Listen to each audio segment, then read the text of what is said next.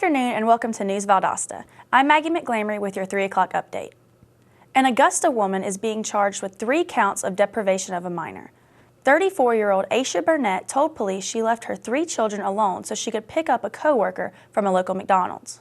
While she was away, her house caught fire from a candle left in a window with the 3 children inside. The children made it out safely with the help from the oldest sibling.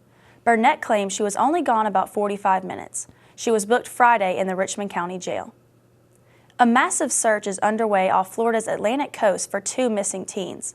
Last Friday, Perry Cohen and Austin Stephanos were seen buying fuel for their 19-foot boat.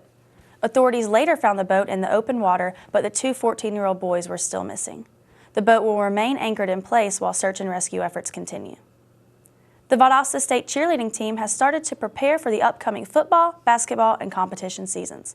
News Valdosta reporter Alyssa Riggs has more on what the team is expecting this year. After a successful season last year, the Valdosta State cheerleaders have started this summer to prepare for the upcoming season. We spoke to head coach Ariel Harmon to see how they plan to continue their winning tradition. The camps is for me to decide, which athletes I should place on which teams. The more advanced team, obviously, they're going to be in a tougher division, so they need more advanced athletes. Is to see who can perform under pressure. Is to see, who can take the heat because it's hot in the gym. We like to keep it really warm. Elements are essentially, a part of, it factors into what they do throughout the season. My expectations are for them to be more mature, and I want them to be more self-motivated, and I want them to be better role models for the community. This year, there will be 2 co-ed teams, an advanced squad and an intermediate squad. The Blazers are doing this in hopes to bring more championships to Titletown, USA. While trophies are important, Coach Harmon's main goal is to transform her athletes into well-rounded students and community leaders. After a very successful season last year and 2 national championships, Valdosta State cheerleading plans to be even stronger for the 2015-2016 season. With News Valdosta, I am Alyssa Riggs. A U.S. attorney says 2 South Georgia men have pled guilty to dogfighting and firearms charges.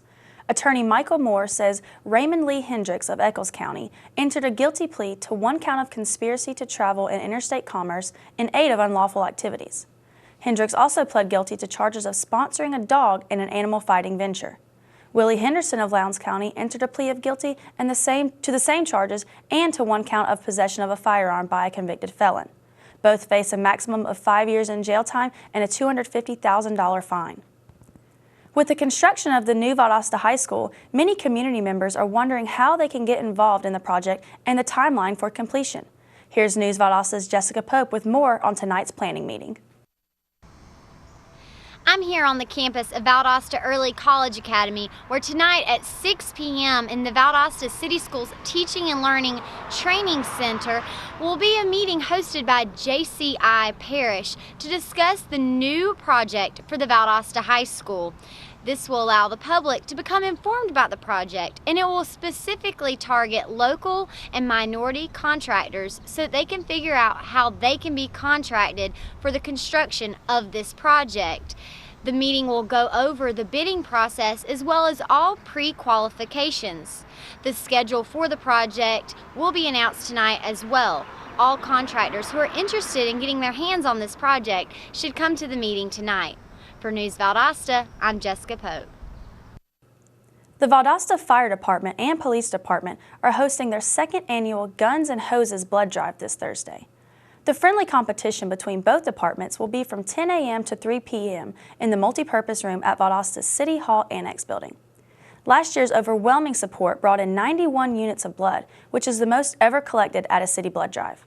This year, the goal is 100 units for the American Red Cross. And now, taking a look at our weather today, we have a high of 92 degrees and a 20% chance of rain, and a low tonight of 71. Tomorrow, expect a high of 96 and a 20% chance of rain. Thanks for watching News Valdosta. I'm Maggie McGlamory. Tune in at 4 o'clock with Lindsay Shaw for our next update. Have a great day.